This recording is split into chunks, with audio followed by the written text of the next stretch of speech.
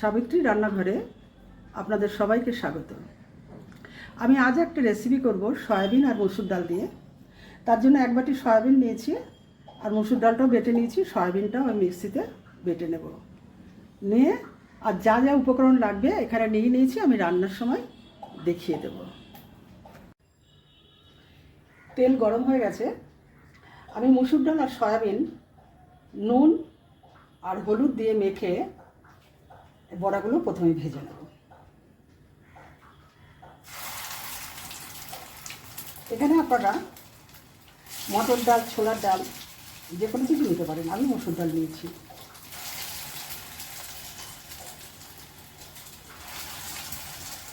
রান্নাটা সর্ষের তেলেই হবে।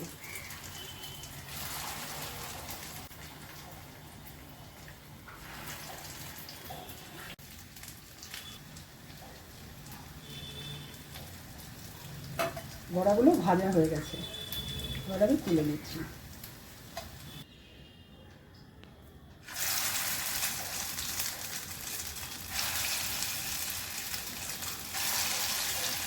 এই বড়াগুলো আমি এইভাবে ভেজে নেব। গরম মশলা আর জিরে ফোড়ন করছি। ফোড়নটা হয়ে গেছে, এবার আমি আলুটা দিই।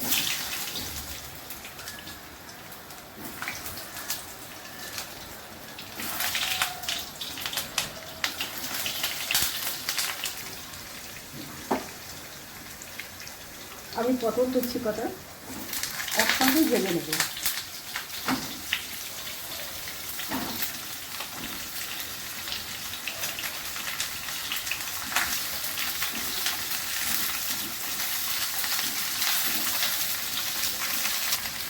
আমি একই সঙ্গে হাফ চামচ আদা দিচ্ছি,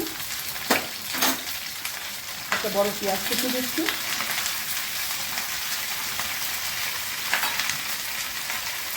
পরিমাণ মতো নুন দিচ্ছি, হলুদ দিচ্ছি।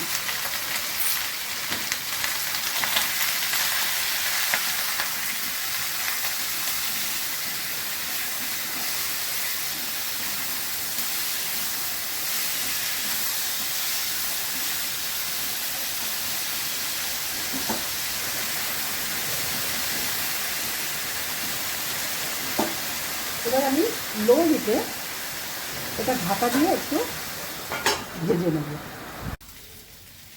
আলু পটল ভাজা হয়ে গেছে, এবার আমি মশলা দিচ্ছি। অল্প ধনে গুঁড়ো, জিরে গুঁড়ো সব পরিমাণ মতো দিচ্ছি, লঙ্কার গুঁড়ো আর একটুখানি হিং দিচ্ছি। এবার আমি মশলাটা কষিয়ে নেব।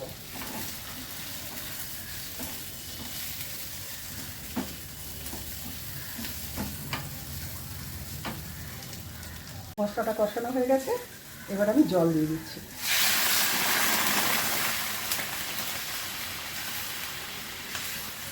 পরিমাণ মতো জল দিলাম, এবার আমি একটু ঢাকা দিয়ে দেবো।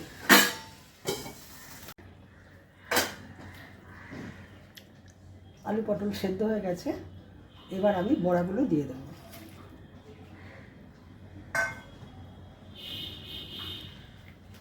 বড়াগুলো মিশিয়ে দেবো।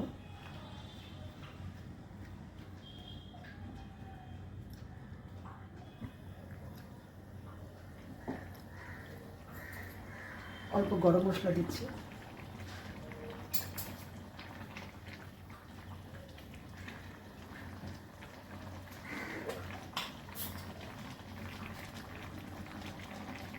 ঘি দিলাম পরিমাণ মতো।